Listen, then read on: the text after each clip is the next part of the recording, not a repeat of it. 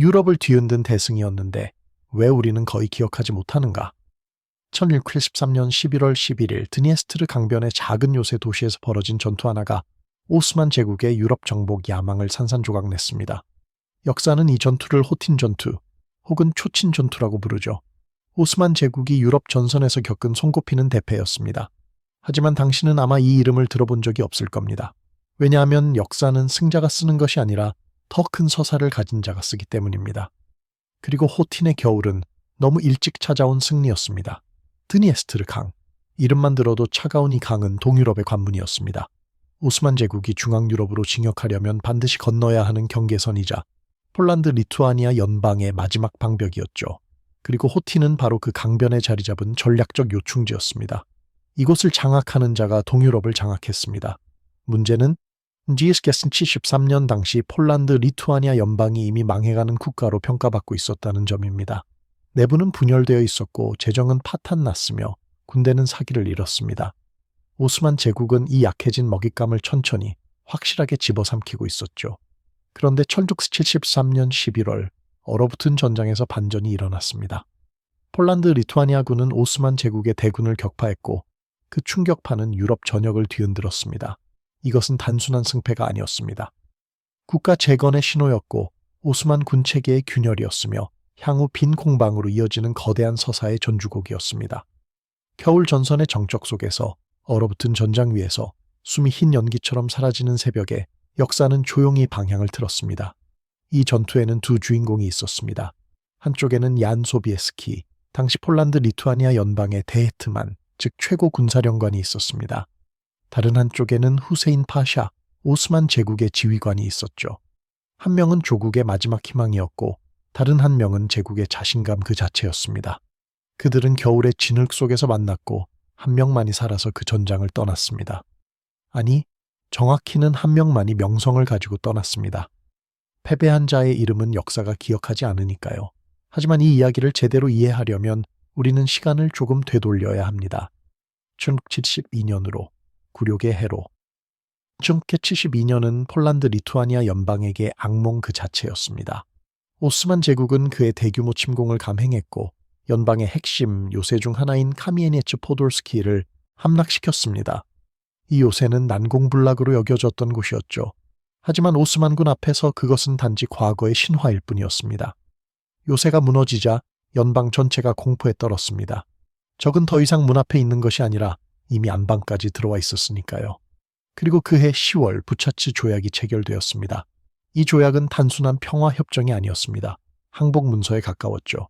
폴란드 리투아니아 연방은 포돌리아를 포함한 핵심 지역들을 오스만 제국에 넘겨야 했습니다. 남부 키이우 일대에 대한 영향력도 사실상 포기했죠. 그리고 가장 굴욕적인 조건이 있었습니다.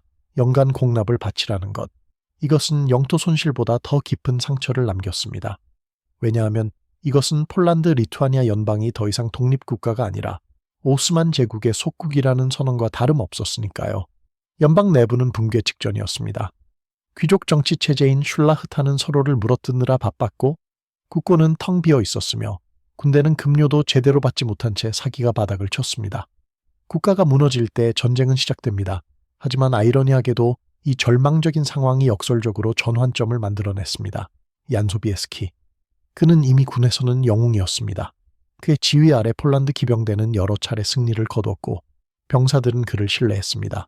하지만 정치권은 그를 경계했죠. 너무 강한 장군은 위험했으니까요. 그는 잠재적 경쟁자였고 언젠가 왕좌를 노릴 수도 있는 인물이었습니다. 하지만 1972년의 굴욕 앞에서 그런 정치적 계산은 의미를 잃었습니다. 국가가 사라질 판에 왕좌를 지킬 이유가 뭐가 있겠습니까? 그리고 결정적 촉매가 등장했습니다. 오스만 제국에서 보낸 공납 요구 서신. 이 치욕의 문서는 폴란드 의회에 낭독되었고 귀족들은 분노했습니다. 자존심이 상했죠. 그들은 싸웠습니다. 서로 간에는 끊임없이 싸우면서도 외부의 모욕 앞에서는 뭉칠 수 있었습니다. 의회는 전쟁 자금을 승인했습니다. 텅 빈 국고에서 마지막 남은 것들을 긁어모았습니다. 농민들에게 세금을 더 걷었고 귀족들도 자신의 금고를 열었습니다. 왜냐하면 이것은 더 이상 전쟁이 아니라 생존의 문제였으니까요. 빈 국고, 서로 다른 귀족 파벌, 지친 농민과 황폐한 국토. 이것이 1672년 말 폴란드 리투아니아 연방의 초상이었습니다. 하지만 역사는 종종 가장 어두운 순간에 빛을 만들어냅니다. 그리고 호티는 전투 이전에 이미 심리전의 반전이 시작된 사건이었습니다. 굴욕은 분노로 바뀌었고 분노는 행동으로 이어졌으며 행동은 소비에스키에게 군대를 재건할 기회를 주었습니다. 소비에스키는 단순한 기병 지휘관이 아니었습니다. 그는 근대적 전쟁 감각을 가진 개혁형 사령관이었습니다. 그는 알고 있었습니다. 전통만으로는 이길 수 없다는 것을. 폴란드 리투아니아 연방의 상징인 윙드 후사르는 여전히 강력했습니다. 그들의 충격력은 유럽에서 독보적이었고 그들이 전장에 나타나면 적군은 공포에 떨었습니다. 깃털 달린 등 장식이 바람을 가르며 내는 소리는 그 자체로 심리적 무기였죠. 하지만 소비에스키는 현실주의자였습니다. 기병만으로는 요새를 점령할 수 없었고 방어선을 돌파할 수도 없었습니다. 그래서 그는 서유럽식 보병과 포병 운용을 접목한 하이브리드 군대를 구축하기 시작했습니다. 기병은 결정적 돌파를 담당했습니다. 적의 전열이 무너지는 순간 후사르가 돌진해 마지막 타격을 가하는 것이죠. 보병은 참호를 파고 요새를 압박했습니다. 그들은 느리지만 확실했습니다. 그리고 포병은 전장의 리듬을 만들고 균열을 생성했습니다. 포탄 하나하나가 적의 심리를 갉아먹었고 방어벽에 구멍을 냈습니다. 이 세 가지 요소가 합쳐졌을 때 군대는 완전해졌습니다. 목표 병력은 43,000이었습니다. 하지만 현실은 가혹했죠. 실제로 소비에스키가 모을 수 있었던 병력은 30,000 안팎이었습니다. 불완전한 조건이었습니다. 하지만 역설적으로 이것이 그를 더 강하게 만들었습니다. 그는 숫자에 의존할 수 없었기에 전략에 의존해야 했습니다. 부족함은 창의성을 낳았고 제약은 집중력을 만들어냈습니다. 자금 조달은 쉽지 않았습니다. 소비에스키는 의회를 설득해야 했고 귀족들을 설득해야 했으며 병사들을 설득해야 했습니다. 그는 연설했습니다. 치욕을 세금으로 바꾼 연설. 그는 말했습니다. 우리가 지금 바치는 돈은 공납이 아니라 국방의 비용이라고. 우리가 지금 싸우지 않으면 우리는 영원히 무릎 꿇은 채로 살게 될 것이라고. 그의 말은 먹혔습니다. 왜냐하면 그것은 진실이었으니까요. 군의 사기는 서서히 회복되었습니다. 병사들은 다시 자신들이 무엇을 위해 싸우는지 기억했습니다. 그들은 더 이상 굴욕의 군대가 아니라 국방의 군대였습니다. 정체성의 전환. 이것이 소비에스키가 만들어낸 가장 큰 무기였습니다. 그리고 병참과 행군 준비가 시작되었습니다. 이것은 조용한 전쟁이었습니다. 대포를 옮기고 식량을 모으고 행군 경로를 계획하고 정찰병을 보내고 날씨를 예측하는 것. 이 모든 것이 실제 전투만큼이나 중요했습니다. 전투 전 수개월이 사실상 승패를 결정했습니다. 소비에스키는 이것을 알고 있었죠. 그래서 그는 세밀했습니다. 그는 완벽을 추구했습니다. 왜냐하면 실수할 여유가 없었으니까요. 호티는 한밤중에 만들어진 승리였습니다. 전장에 도착하기 전에 이미 반은 이긴 것이나 마찬가지였습니다. 하지만 소비에스키가 상대해야 할 적은 만만치 않았습니다. 오스만 제국 군대. 이름만으로도 공포를 불러일으키는 이 군대는 외형상으로는 압도적이었습니다. 예니체리. 술탄의 친위대이자 유럽에서 가장 두려운 보병부대. 그들은 화승총으로 무장했고 규율이 엄격했으며 전투 경험이 풍부했습니다. 시파이. 오스만 제국의 중기병. 그들은 토지를 하사받는 대가로 군 복무를 했고 제국의 팽창과 함께 성장했습니다. 크림 타타르 보조군. 그들은 약탈에 능했고 기동력이 뛰어났으며 적의 후방을 교란하는 데 탁월했습니다. 그리고 몰다비아와 왈라키아 같은 봉신국 병력들. 그들은 오스만 제국의 충성을 맹세한 대가로 어느 정도의 자치권을 유지했죠. 숫자만 보면 오스만군은 강력했습니다. 하지만 구조를 보면 균열이 보였습니다. 이것은 이질적 연합군이었습니다. 각각의 구성 요소는 서로 다른 동기를 가지고 있었고 서로 다른 목표를 추구했으며 서로 다른 지휘 체계 아래 있었습니다. 전장에서 결속력은 승패를 가르는 핵심 요소인데 오스만군은 바로 그 결속력에서 약점을 드러냈습니다. 예니체리의 경우 당시 내부 개혁 저항이 커지고 있었다는 해석이 있습니다. 한때 제국의 칼날이었던 그들은 점차 정치 세력화되고 있었고 술탄의 명령보다는 자신들의 이익을 우선시하는 경향이 강해지고 있었습니다. 보수화라고 말할 수도 있겠죠. 혁신을 거부하고 전통에 안주하며 변화를 두려워하는 조직. 이것은 전장에서 치명적인 약점이 될 수 있었습니다. 시파이 체제는 구조적 한계를 안고 있었습니다. 그들은 토지를 기반으로 한 봉사 의무를 졌지만 중앙정부의 통제력은 약했습니다. 멀리 떨어진 전선에서 싸울 이유가 그들에게는 명확하지 않았죠. 그들의 토지는 아나톨리아나 발칸에 있었는데 왜 드니에스트르 강변에서 목숨을 걸어야 합니까? 동기의 부족. 이것은 전투력의 감소로 직결되었습니다. 크림타타르 기병은 더욱 복잡한 문제였습니다. 그들은 전리품을 위해 싸웠습니다. 약탈이 그들의 주된 동기였죠. 전략적 목표나 제국의 대회 같은 것은 그들에게 중요하지 않았습니다. 중요한 것은 노예와 금과 가축이었습니다. 이런 동기는 단기적인 약탈전에서는 효과적일 수 있지만 장기적이고 조직적인 공성전이나 요새 공략에서는 약점이 되었습니다. 그들은 싸우다가도 전리품이 보이면 대열을 이탈했고 위험이 커지면 후퇴했습니다. 동신국 병력들의 심리는 더욱 미묘했습니다. 그들은 의무와 생존 사이에서 줄타기를 했습니다.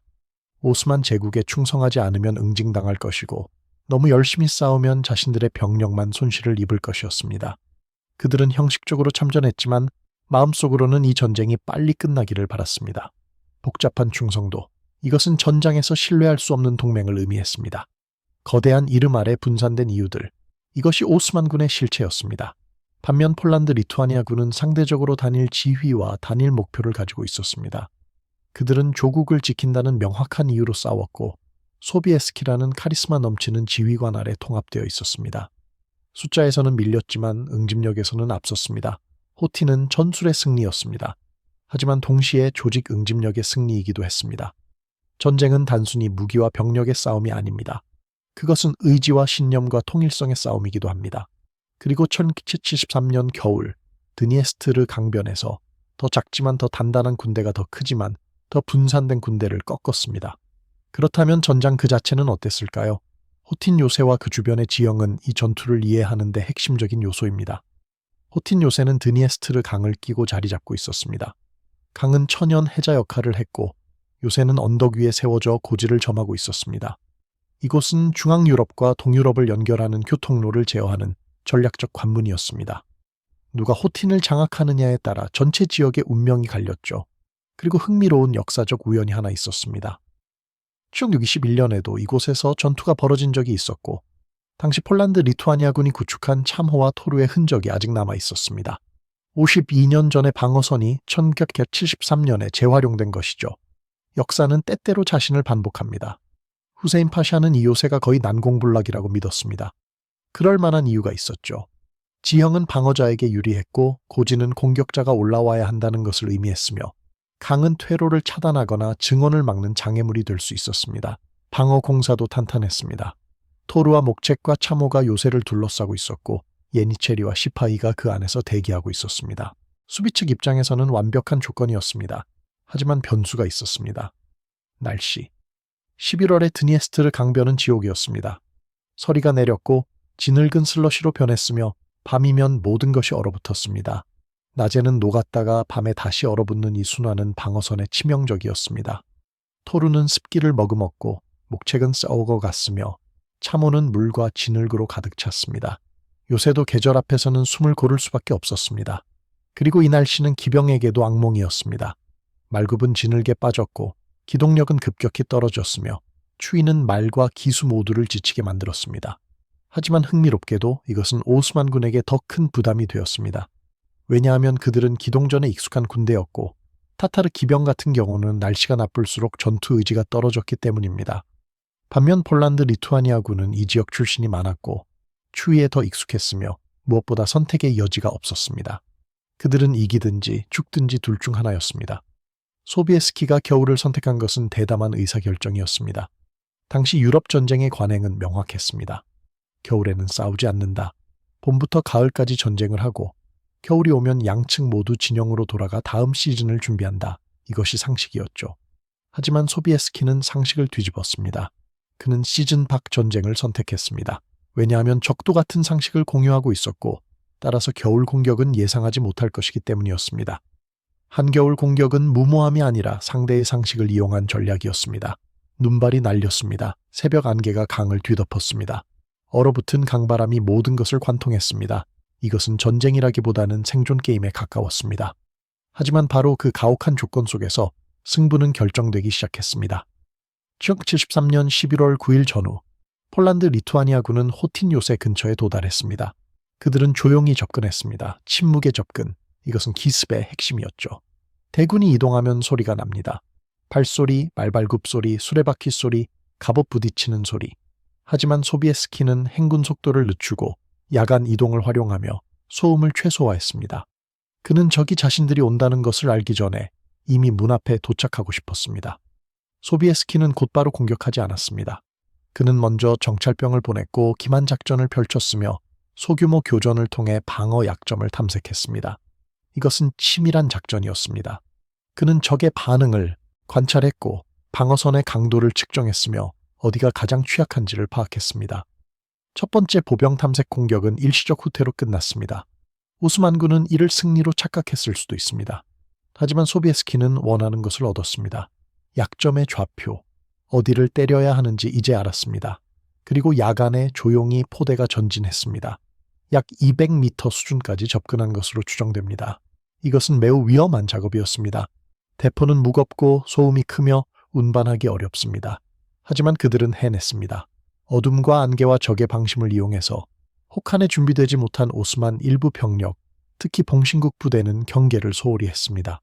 그들은 추웠고 지쳤으며 겨울에 공격이 있을 것이라고는 생각하지 못했습니다. 그리고 바로 그 방심이 치명적인 실수가 되었습니다. 새벽이 밝았습니다. 그리고 폭격이 시작되었습니다. 포탄이 요새를 향해 날아갔고 토르를 때렸으며 목책을 부셨습니다. 오스만군은 혼란에 빠졌습니다. 폭격은 단순히 물리적 피해만 주는 것이 아닙니다. 그것은 심리적 충격을 가합니다. 폭발음, 연기, 흙먼지, 비명, 전장의 리듬이 무너졌습니다. 그리고 그 혼란 속에서 폴란드 리투아니아 보병이 돌입했습니다. 보병은 느렸지만 확실했습니다. 그들은 참호를 향해 전진했고 방어선에 접근했으며 백병전을 펼쳤습니다. 이것은 지옥이었습니다. 칼과 칼, 창과 창, 총과 총이 부딪혔습니다. 진흙 속에서 피와 땀과 연기 속에서 사람들은 죽었습니다. 하지만 폴란드 리투아니아군은 밀고 나갔습니다. 왜냐하면 그들은 선택의 여지가 없었으니까요. 그들은 참호를 파괴했고 방어선에 구멍을 냈으며 요새의 외곽을 돌파하기 시작했습니다. 이 지점에서 명확해졌습니다.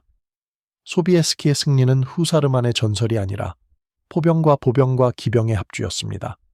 포병이 문을 열었고 보병이 길을 만들었으며 기병이 마지막 타격을 가할 준비를 했습니다. 이것이 근대적 전쟁이었습니다. 차가운 공기, 흐린 시야, 명령의 속삭임, 이 모든 것이 하나의 리듬으로 이어졌고 그 리듬은 승리를 향해 가고 있었습니다. 그리고 드디어 클라이맥스가 찾아왔습니다. 안개와 포연 속에서 날개 달린 기병대가 나타났습니다. 윙드 후사르. 그들의 등에 달린 깃털 장식이 바람을 가르며 기묘한 소리를 냈습니다. 그 소리는 악기 소리 같기도 했고 괴물의 울음 같기도 했습니다. 그리고 그 소리를 듣는 순간 적군은 공포를 느꼈습니다. 이것은 심리적 무기였습니다. 후사르가 오고 있다는 것을 알리는 전령이자 죽음이 다가오고 있다는 경고였습니다. 후사르의 역할은 명확했습니다. 결정적 균열을 확대하는 망치, 포병이 만든 구멍, 보병이 넓힌 틈, 그 사이로 후사르가 돌진했습니다. 그들은 속도를 냈고 대열을 유지했으며 적의 중심을 향해 돌격했습니다. 창이 부러지고 칼이 휘둘러지고 말굽이 사람을 짓밟았습니다. 이것은 전투라기보다는 학살에 가까웠습니다. 왜냐하면 방어선이 이미 무너졌기 때문입니다. 오스만 진영의 후퇴는 계획된 질서가 아니었습니다. 그것은 준비되지 못한 패닉이었습니다. 병사들은 도망쳤고 지휘관들은 통제력을 잃었으며 대열은 산산조각 났습니다. 봉신국 병력은 가장 먼저 무너졌습니다. 그들은 애초에 이 전쟁에 마음이 없었고 상황이 불리해지자 살아남는 것을 선택했습니다. 타타르 기병도 후퇴했습니다. 전리품은커녕 목숨을 잃을 판이었으니까요. 시파이도 흩어졌습니다. 예니체리조차 버틸 수 없었습니다. 그들은 용맹했지만 고립되었고 포위되었으며 숫자에서 밀렸습니다. 그리고 드니에스트르 강이 문제가 되었습니다. 후퇴하는 오스만군은 강을 건너야 했습니다. 하지만 가교와 부교는 제한적이었고 수천 명의 병사가 동시에 몰려들면서 붕괴하기 시작했습니다. 탈출로가 공포가 되는 순간 다리가 무너졌고 사람들은 강물에 빠졌으며 얼음장 같은 물속에서 익사했습니다. 뒤에서는 폴란드 리투아니아군이 추격해오고 앞에서는 강이 가로막고 옆에서는 동료들이 밀치는 상황. 이것은 전투가 아니라 재앙이었습니다. 오스만군의 피해는 엄청났습니다. 사료에 따라 차이가 있지만 대략 20천에서 30천의 손실이 추정됩니다. 정확한 숫자는 중요하지 않습니다. 중요한 것은 오스만군이 사실상 전투력을 상실할 수준의 충격을 받았다는 점입니다. 군대가 무너졌고 지휘체계가 붕괴했으며 사기가 바닥을 쳤습니다. 이것은 단순한 패배가 아니라 존재론적 충격이었습니다. 무적의 오스만군이 무너질 수 있다는 것을 모두가 목격한 것입니다. 반면 폴란드 리투아니아군의 피해는 상대적으로 적었습니다.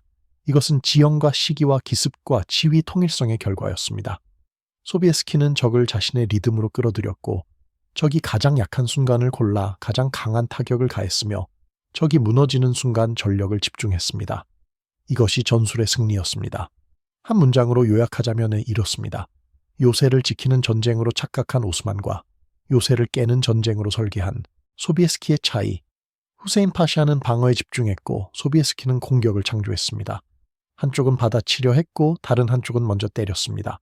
그리고 먼저 때린 쪽이 이겼습니다.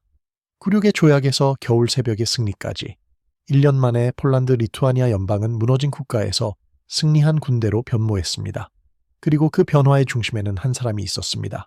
얀 소비에스키. 하지만 전투는 끝이 아니었습니다. 오히려 시작이었죠. 호틴 전투의 정치적 타이밍은 극적이었습니다. 1973년 11월 폴란드 리투아니아 연방의 국왕 미하우 코리부트 비신요비에츠키가 사망했습니다. 왕좌가 비었습니다. 권력 공백이 생겼고 귀족들은 다음 왕을 선출해야 했습니다. 원래라면 이것은 길고 복잡한 정치 게임이 되었을 것입니다. 파벌들이 서로를 견제하고 외국 세력들이 개입하며 뇌물과 협박과 타협이 오갔을 것입니다. 하지만 호틴의 승전 소식이 도착하면서 모든 것이 단순해졌습니다. 1973년 11월 13일 전후 소비에스키는 만장일치에 가까운 지지로 국왕으로 선출되었습니다. 전장의 승리가 선거장의 침묵을 깨뜨렸습니다. 귀족들은 더 이상 정치적 계산을 할 여유가 없었습니다. 그들은 영웅이 필요했고 소비에스키는 바로 그 영웅이었습니다. 그는 조국을 구했고 적을 격파했으며 명성을 얻었습니다. 그가 왕이 되는 것은 자연스러운 수순이었습니다. 전쟁이 정치를 결정한 것입니다. 소비에스키는 얀 3세라는 이름으로 즉위했습니다. 그리고 그는 향후 20년 동안 폴란드 리투아니아 연방을 이끌며 유럽 역사에 깊은 족적을 남겼습니다. 하지만 그의 가장 빛나는 순간은 아직 오지 않았습니다. 빈이 기다리고 있었으니까요. 오스만 제국 입장에서 호틴은 전략적 후폭풍이었습니다. 예니체리의 무적 신화가 손상되었습니다. 그들은 더 이상 무패의 군대가 아니었습니다. 봉신국 통제력이 흔들렸습니다. 몰다비아와 왈라키아 같은 곳들은 이제 오스만 제국에 대한 충성을 제고하기 시작했습니다. 중부 유럽으로의 공세 리듬이 약화되었습니다. 오스만 제국은 멈췄고 숨을 고르기 시작했으며 다음 움직임을 신중하게 계산해야 했습니다. 1673년부터 1676년까지 전쟁은 계속되었습니다. 크고 작은 전투가 벌어졌고 영토가 오갔으며 협상이 진행되었습니다. 하지만 호틴이 방향을 바꾼 사건이었다는 것은 명백했습니다. 오스만 제국은 더 이상 일방적으로 밀고 들어올 수 없었고 폴란드 리투아니아 연방은 더 이상 일방적으로 밀리지 않았습니다. 균형이 이동했고 전선이 안정되었으며 협상 테이블의 무게 중심이 바뀌었습니다. 그렇다면 왜 호틴이 빈보다 덜 알려졌을까요? 이것은 역사 기억의 편향 문제입니다. 서유럽의 관점에서 빈 공방전은 거대한 서사였습니다. 오스만 제국이 빈을 포위했고 유럽연합군이 구원했으며 소비에스키가 영웅으로 등장했습니다. 이것은 영화 같은 이야기였죠. 반면 호틴은 동유럽 변방의 작은 전투로 치부되었습니다. 서유럽 연대기 작가들은 이것을 중요하게 여기지 않았고 따라서 기록도 적었으며 후대의 역사가들도 관심을 덜 가졌습니다. 하지만 진실은 이것입니다. 호틴은 빈의 전제 조건이었습니다. 소비에스키의 명성과 연합 리더십의 기반은 호틴에서 만들어졌습니다. 오스만 제국의 멈춤을 가능하게 한 충격도 호틴에서 시작되었습니다. 빈은 화려한 클라이맥스였지만 호틴은 조용한 전환점이었습니다. 그리고 역사에서 전환점은 종종 클라이맥스보다 더 중요합니다. 전쟁은 끝나지 않았지만 한 시대의 자신감은 이 관계에서 얼어붙었습니다. 오스만 제국은 더 이상 무적이 아니었고 폴란드 리투아니아 연방은 더 이상 희망 없는 국가가 아니었습니다. 1973년 12월의 추운 새벽, 역사는 조용히 방향을 틀었습니다. 그리고 그 방향은 빈으로 이어졌습니다. 끝내 그 이름이 빈에서 다시 울렸을 때 유럽은 이미 호틴의 겨울을 한 번 지나온 뒤였습니다. 소비에스키는 다시 한번 영웅이 되었고 오스만 제국은 다시 한번 패배했습니다. 하지만 그 모든 것의 시작은 여기 드니에스트르 강변의 진흙 속에 있었습니다. 역사는 때때로 가장 잊혀진 곳에서 가장 큰 변화를 만들어냅니다. 호틴이 바로 그런 곳이었습니다.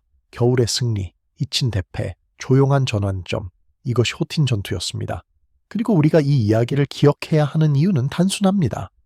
역사는 큰 목소리만 기록하는 것이 아니라 침묵 속의 변화도 기록해야 하기 때문입니다. 호틴은 침묵 속에서 세상을 바꾼 전투였습니다. 그리고 이제 당신은 그 이야기를 알게 되었습니다. 호틴 전투가 남긴 것은 단순히 군사적 승리만이 아니었습니다. 이 전투는 유럽 전체의 심리 지형을 바꿔놓았습니다. 1970년대 초반까지만 해도 오스만 제국은 멈출 수 없는 힘으로 여겨졌습니다. 그들은 지중해를 장악했고 발칸을 지배했으며 중부 유럽을 위협했습니다.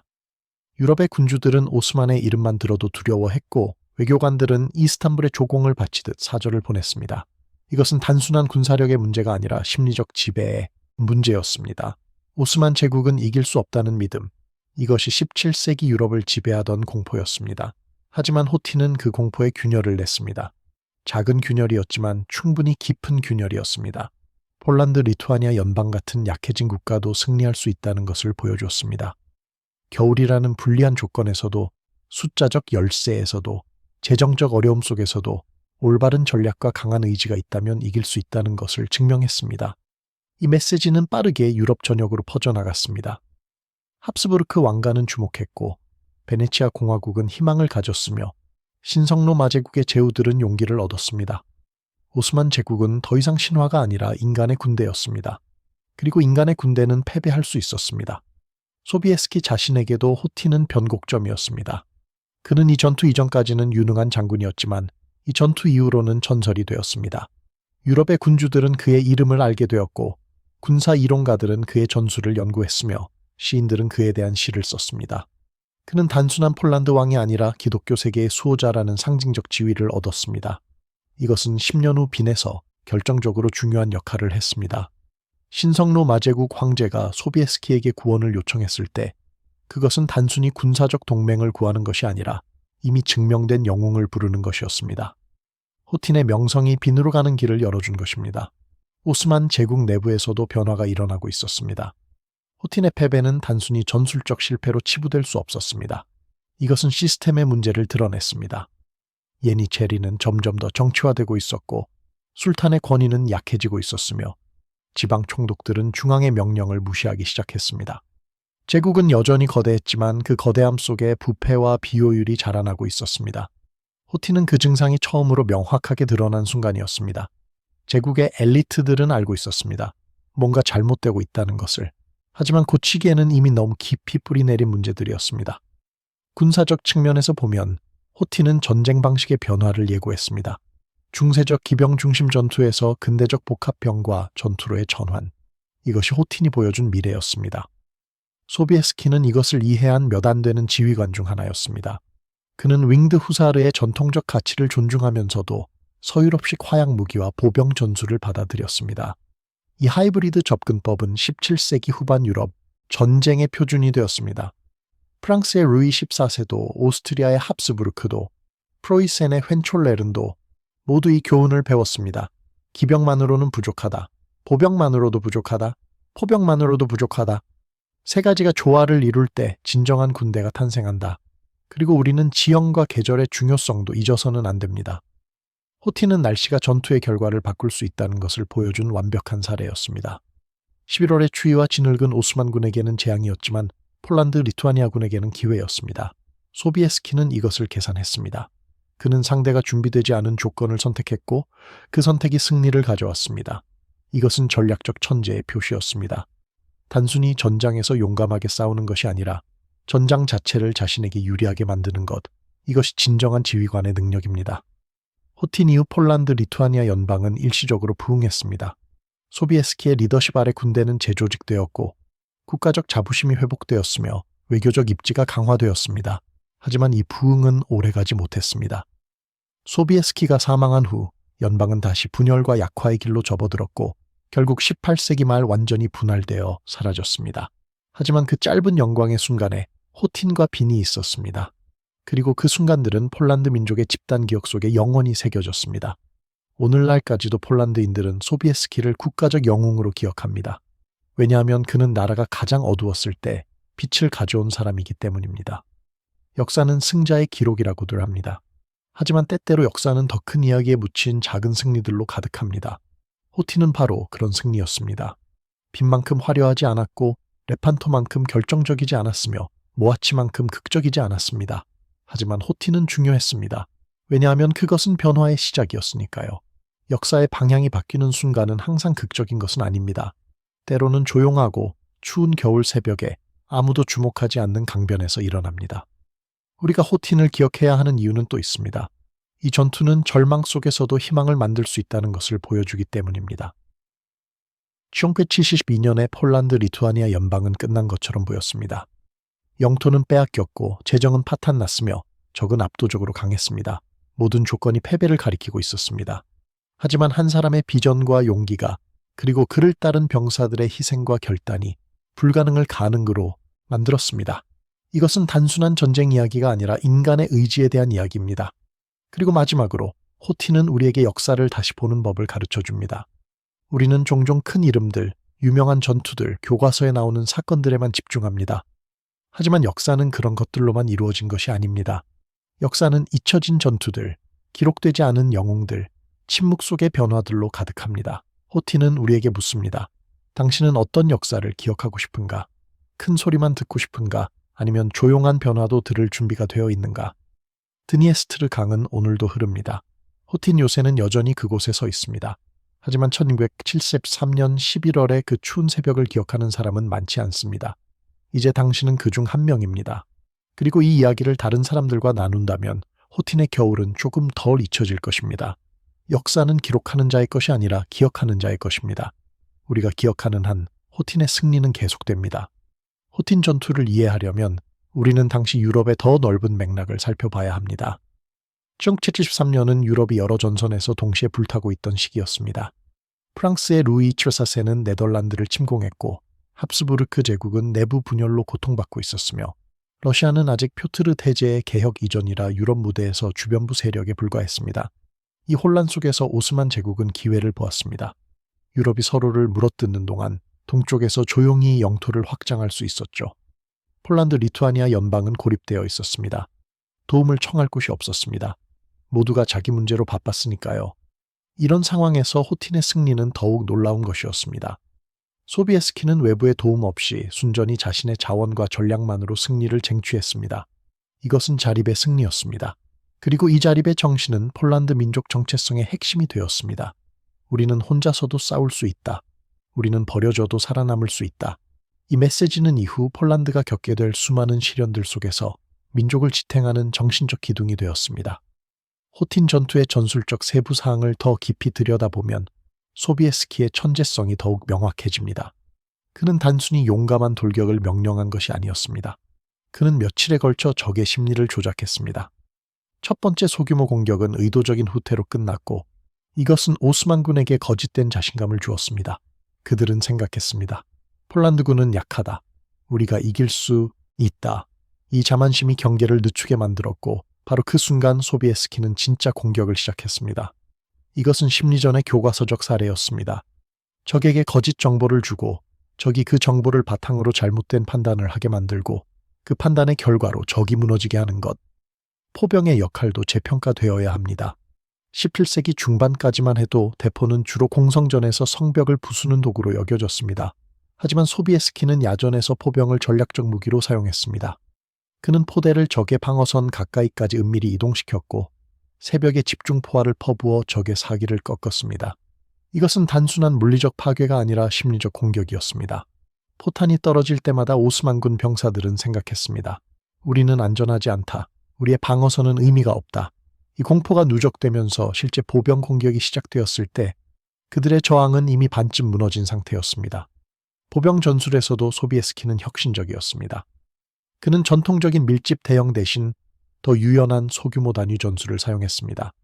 이것은 서유럽, 특히 스웨덴의 구스타프 아돌프가 30년 전쟁에서 사용했던 기법을 차용한 것이었습니다. 작은 부대들이 독립적으로 움직이며 적의 약점을 찾아 파고들고 발견하면 집중하고 저항이 강하면 우회하는 방식.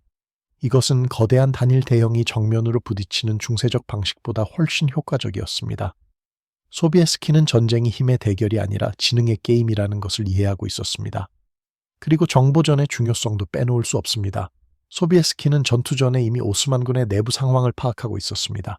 그는 봉신국 병력의 사기가 났다는 것을 알고 있었고 타타르 기병이 전리품에만 관심이 있다는 것을 알고 있었으며 예니체리와 시파이 사이에 미묘한 경쟁 관계가 있다는 것도 알고 있었습니다.